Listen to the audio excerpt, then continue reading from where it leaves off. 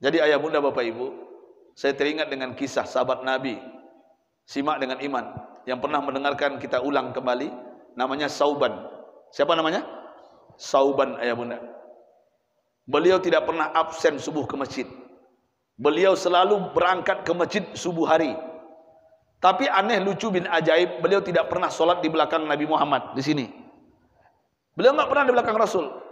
Beliau kalau solat, Sauban ini datang ke masjid, solatnya pasti di pojok sebelah kanan di situ. Di pojok situ, Pak.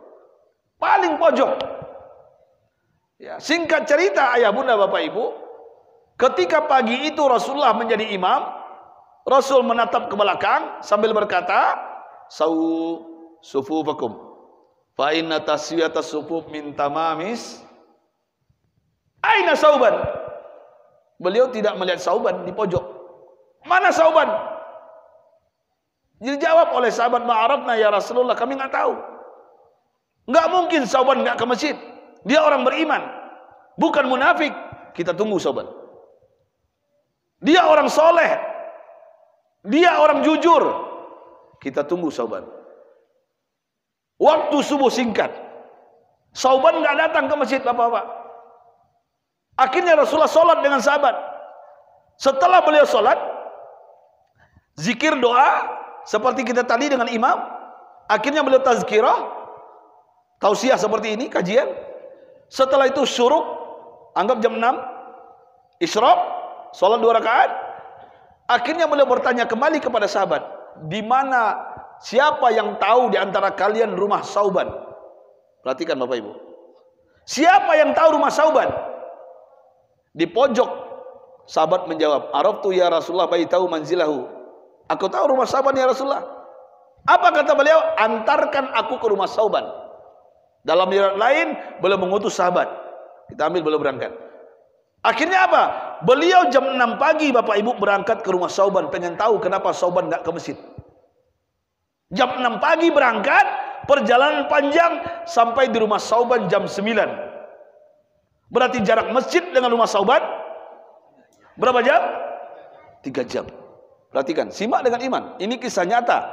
Ini riwayatnya sahih, bukan cerita jin dan jun, tuyul dan bakyul. Hei ibu-ibu, dengarkan. 3 jam. Perjalanan panjang, jam 6 berangkat sampai jam 9. Seandainya di Masjid Raya ini subuh jam 5, biar mudah menghitungnya, contoh saja. Seandainya subuh jam 5 bapak ibu, berarti Sauban berangkat jam 2. Jam 2 sudah berangkat, Pak. Gelap, nggak ada lampu, gurun pasir dilewati, dingin, menusuk tulang sumsum, lubang-lubang, bahkan binatang buas menerkam. Tapi karena cintanya kepada Allah, cintanya kepada Rasul, dia tahu negeri akhirat yang panjang, dunia nggak ada apa-apanya, dia tetap berangkat ke masjid. 3 jam, Pak. 3 jam. Saya mau tanya ayah bunda bapak ibu, kita sampai di Masjid Raya 5 kaum berapa jam dari rumah?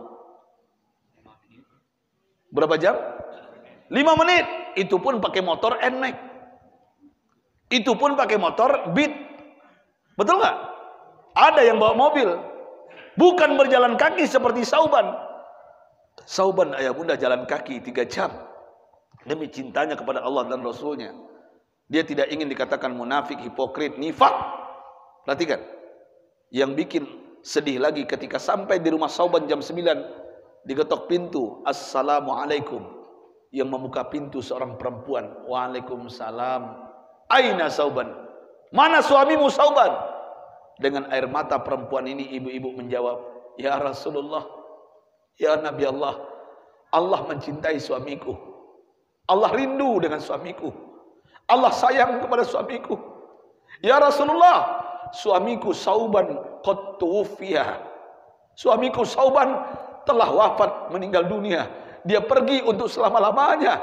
Dia tinggalkan aku, istri dan anak-anaknya, dan dia tidak akan pernah kembali ke dunia. Tertunduk air mata pun mengalir.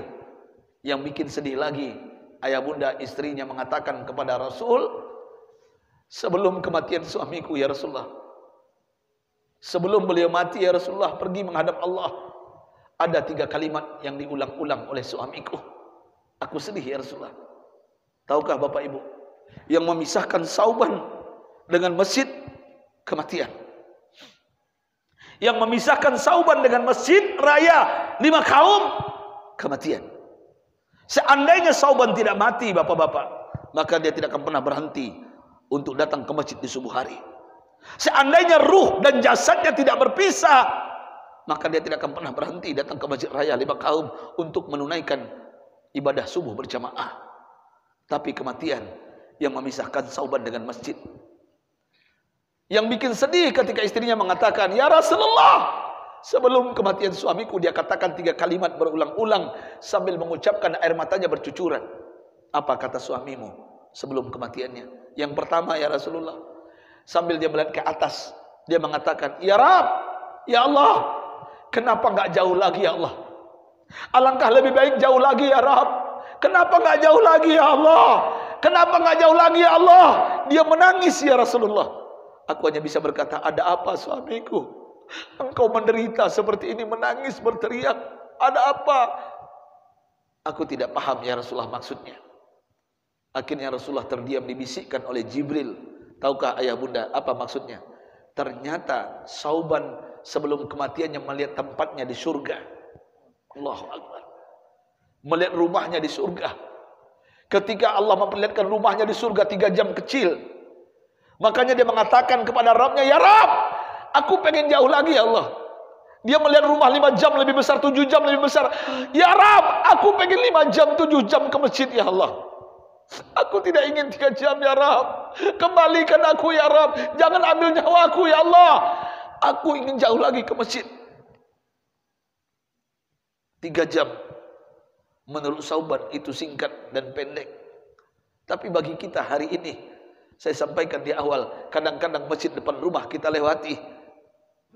Jauh perjalanan kita, masjid kita hindari. Ini yang menyebabkan murka Allah datang kepada kita ayah bunda. Rumah kita berantakan, istri kita berulah, anak narkoba, berzina, bahkan LGBT. Naudzubillah, semua naudzubillah.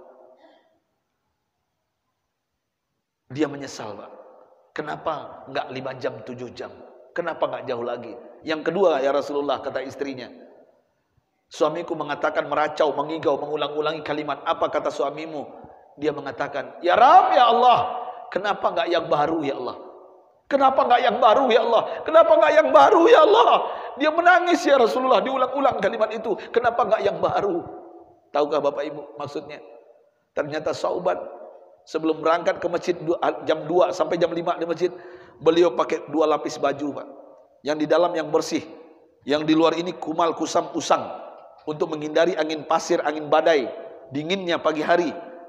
Di tengah jalan dia melihat ada bapak tua kedinginan, dibuka yang kusam ini, yang usang ini, diselimuti bapak tua itu. Dia menyesal, kenapa enggak yang baru yang kuberikan ya Allah? Kenapa enggak yang baru ya Rabb? Ternyata Sauban melihat pakaiannya dalam surga. Dia melihat pakaiannya dalam surga ya Bunda. Dia menyesal memberikan, kenapa yang buruk diberikan, kenapa yang enggak yang bersih diselimuti bapak itu. Padahal Sauban sudah pasti masuk surga, pasti, tapi tetap ada penyesalan. Yang terakhir ya Rasulullah, suamiku meracau, mengigau, mengulangi kalimatnya. Apa kata suamimu? "Ya Rabb, ya Allah, kenapa enggak semua? Kenapa enggak semua ya Allah? Kenapa enggak semua ya Allah? Kenapa enggak semua ya Rabb?" Dia berteriak, dia berhenti berbicara. Baru kalimat terakhir dari mulutnya, kalimat La ilaha illallah. Dia terdiam, tidak ada lagi kata-kata ya Rasulullah. Dia pergi meninggalkan aku, istri dan anak-anaknya untuk selama-lamanya. Tahukah ayah bunda bapak ibu, apa maksudnya yang terakhir? Kenapa enggak semua? Ternyata Sauban pernah berjumpa fakir miskin, anak kecil kelaparan. Dalam riwayat dia bawa uang receh, riwayat lain khubus, roti. Dipotong roti itu, setengah diberikan ke fakir miskin kelaparan, setengah dia makan, padahal dia masih kenyang. Dia menyesal ayah bunda, kenapa enggak semuanya diberikan? Kenapa enggak semuanya ya Allah? Dia menangis. Artinya apa? Sauban sahabat Nabi yang sudah pasti masuk surga bapak ibu menyesal. Kita yang hadir pagi ini di Masjid Raya 5 kaum belum tentu masuk surga. Ada yang sudah dapat tiket ke surga. Ada yang sudah dapat? Belum ada ayah bunda. Sauban sudah dapat tiket ke surga, tapi dia menyesal. Kita yang belum dapat tiket ke surga, cuek-cuek saja. Makanya benar kata orang Indonesia, penyesalan itu datangnya belakangan. Kalau di depan namanya pendaftaran. Betul? Benar? Makanya sebelum penyesalan itu datang ayah bunda, saya teringat dengan firman Allah, lan tanalul birra hatta tunfiku mimma tuhibbun. Kalian tidak akan mendapatkan kebaikan di dunia. Kalian tidak akan mendapatkan keberkahan di dunia. Kalian tidak akan mendapatkan kesuksesan di dunia ini. Kalian tidak akan mendapatkan kesehatan jauh dari wabah virus ini sebelum memberikan, berinfak apa yang kau cintai di jalan Allah. Itulah sauban.